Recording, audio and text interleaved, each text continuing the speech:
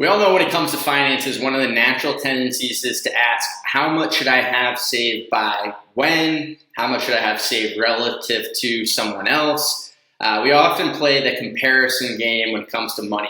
Very common, whether it's peers, family, acquaintances, someone on social media. It's kind of always someone that we can be holding ourselves in comparison to when it comes to finances. And obviously that can be really devastating, and I think it often leads us to be asking the wrong question of, how much should I have saved by insert whatever. And really what we want to be doing is asking the question of how much should I have saved relative to the goal that I'm looking to accomplish. So in this video, I'm going to show you an easy framework that you can start to implement. It's going to really change that narrative to a much more empowering outcome that you can actually control, and is going to lead you to meeting those major goals and important items that you're looking to achieve with your money. Hi, my name is Rick Vazza. I'm president and financial advisor at Driven Wealth Management, a San Diego financial planning and investment management firm where we help clients confidently and effectively grow and protect their wealth. So the process that I'm going to take you through, instead of telling you, I'm actually just going to show you. I think it's a lot easier to follow. So I built out this infographic here, which I know is going to initially look like there's a lot going on. But I'll kind of walk you through, and it's going to make a lot of sense as we go through. So this is what I like to call the bucket approach to cash flow, or cash management, if you will.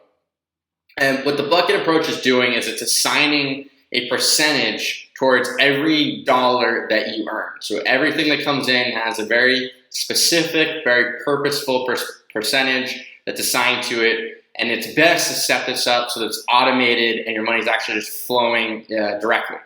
And the nice thing here, instead of thinking about dollars, which often leads us to that comparison game, you're going to start to use percentages. So now you can tweak it so that really no matter what income level you're at, you can make the system work for you. And the great thing is, as you grow your income, whether it's through raises, promotions, bonuses, side hustles, new job opportunities, whatever it may be, the system can scale with you. So you can start, at any stage and actually grow your wealth by using the system effectively. So it works very, very well. So in practice, how does this look? What are we doing here exactly with all these moving pieces? So as I mentioned, you're kind of starting everything through with your salary. Now, you've probably heard any of the major studies out there kind of give you some guidelines as far as where typically it's the clients of major institutions. I know, for example, Fidelity Investments has had a long-standing survey where they basically are able to see what their clients have done from a savings perspective and what has led to a successful outcome. And so oftentimes you're going to see anywhere from 10 to 15 or 10 to 20% saved towards retirement. It's kind of that common number that's typically put forth. So in this case, we started with 10, ideally 15. Financial planning is all about trade-offs, right?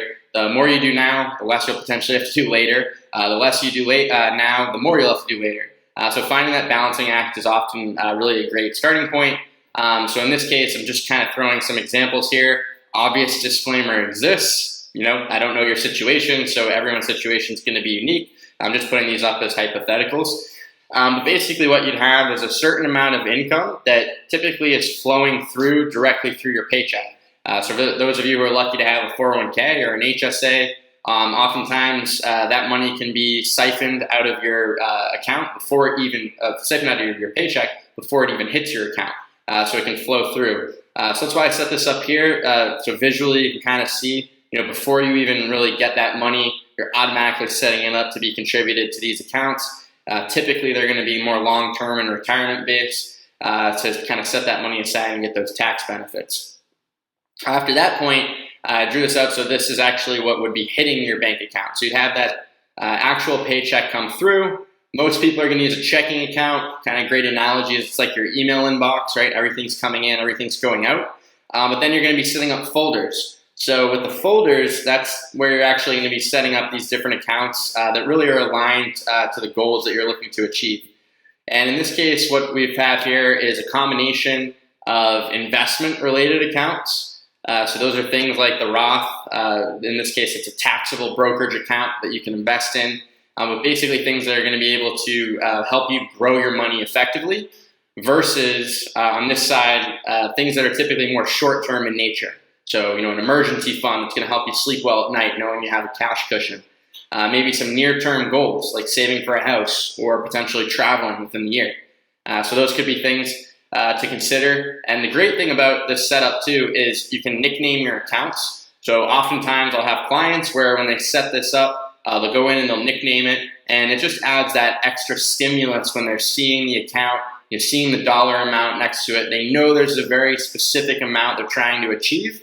And having the nicknames, having the accounts specifically designated there really provides a huge, not only behavioral benefit, but even just if you think of the mental math, right? Instead of just going in and having one account that's saving for everything, and you kind of have to break out, how much of it is really for travel, how much is for the down payment. In this case, you just have it nicely broken out and segmented so that you can easily see it. There's no mental gymnastics you have to jump through. Very, very easy. And clients seem to love that process when it's set up that way. And again, this is typically going to be more short-term in nature.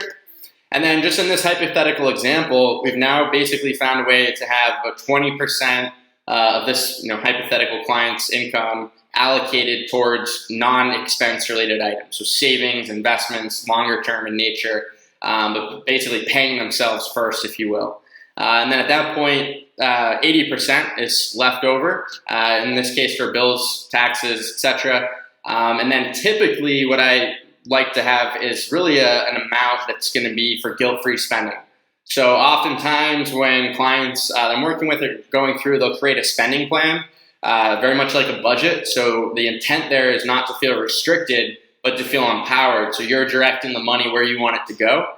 And the nice thing about that is when that happens, we'll typically have an account that's just for guilt-free spending. So they know whatever's in that account, they can spend without concern, without worrying at all, knowing they've already gone through and hit these other really important items that they've outlined with their cash flow system. So now that guilt-free spending is exactly what it's there for. And that's a big part of what we're preaching is enjoy today, prepare for tomorrow. And this type of system really allows you to do that because you can spend your money, which is so crazy. It sounds so crazy because I know it's so oftentimes we critique ourselves and question ourselves for spending our own money.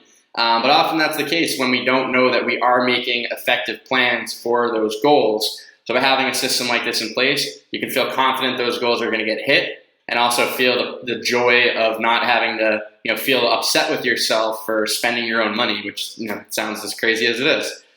So this is a cash flow system. Again, the percentages, of course, we tweak depending on every individual situation. But notice, haven't been talking about dollar amounts. Yes, there are limits with certain of these items. The Roth can only have $6,000 in 2020, 401k only $19,500. The HSA has, so some of these have limits that you have to then work around. But the important point is starting with the percentage is really effective. And then, of course, as you hit those caps, you start to kind of reconfigure the percentages depending on your income. But as I said, this can now scale out depending on whether you're making $50,000 or $500,000. You can kind of readjust this and reconfigure it in a way that's going to make sense for you and ultimately help you achieve your goals.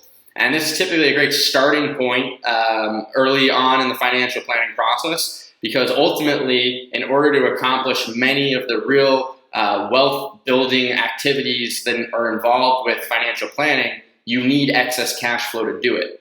So having this type of cash flow system in place becomes really powerful because then it allows us to really capitalize on some of those other actions that we can't otherwise do without that cash flow that's needed. So I hope you found this helpful. If you did, as always, appreciate you hitting that like button. Be sure to subscribe. I have a lot more videos like this coming along. And if we can be of any help, you can contact us through easiest way is the website, which is drivenwm.com. You can always find more information. Again, thanks for coming. We'll talk to you again soon.